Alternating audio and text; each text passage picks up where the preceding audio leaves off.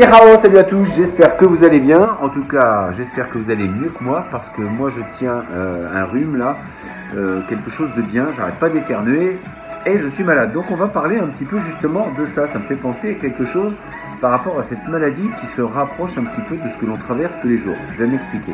Vous avez remarqué, dès qu'on est malade, on fuit un petit peu les gens. Du coup, on essaye d'éviter de se rapprocher des gens qui sont malades, de peur d'attraper un petit peu ce qu'ils ont. Eh bien, en fait, c'est un petit peu l'erreur. Ben oui, parce que si on veut se fortifier, généralement, eh bien, en fait, les choses sont plutôt bien faites. Le corps, quand vous êtes malade, eh bien, il apprend à se défendre. Si on le protège tout le temps, eh bien, forcément, on fait moins d'efforts et donc, on va moins s'immuniser. L'humain est comme ça, on fuit un petit peu la difficulté. Et c'est vrai que généralement, on ne veut pas s'approcher des gens qui sont malades. Alors qu'il faudrait au contraire accepter de tomber malade pour s'endurcir. C'est exactement la même chose comme dans les arts martiaux. Il y a des endurcissements, des choses qui vont faire mal, le combat aussi. Et si on le fuit, eh bien, on ne risque pas de s'endurcir. Et si on fait un petit peu attention aux saisons, si on se met en harmonie avec elles, c'est vrai que normalement, on fait moins d'exercices dans les périodes hivernales. Pour éviter de dépenser de l'énergie inutilement, il est mieux et recommandé d'éviter des exercices un petit peu trop poussés.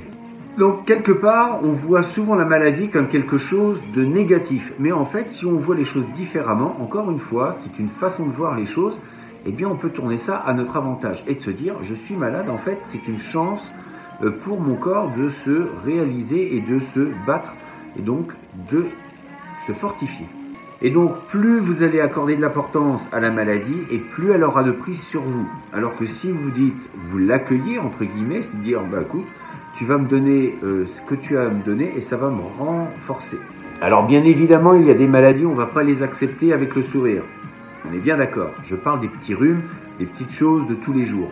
Et en cela, il y a quand même quelque chose d'assez incroyable dans notre corps. Rendez-vous compte, il y a une maladie qui nous attaque, et sans y penser, notre corps répond à cette attaque du mieux qu'il le peut.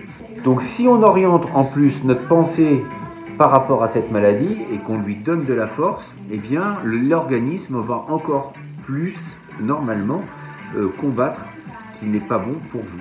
La santé faisait partie intégrante des arts martiaux et d'ailleurs c'était un des principes les plus importants. Vous ne pouvez partir à la guerre ou en tout cas vous défendre et vous battre que si vous êtes en bonne santé.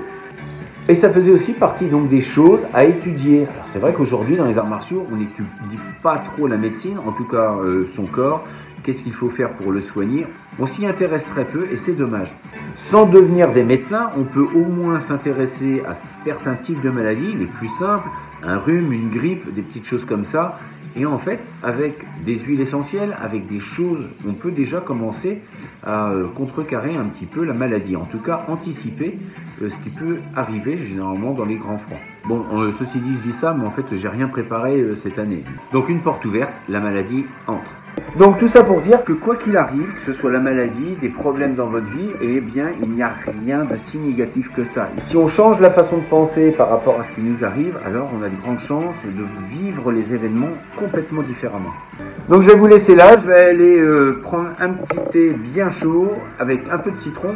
Et puis on se dit à très bientôt pour une prochaine vidéo, si je ne tombe pas d'ici là. Et bien sûr, d'ici là, restez forts, restez beaux et surtout, restez bienveillants. Ça Etienne.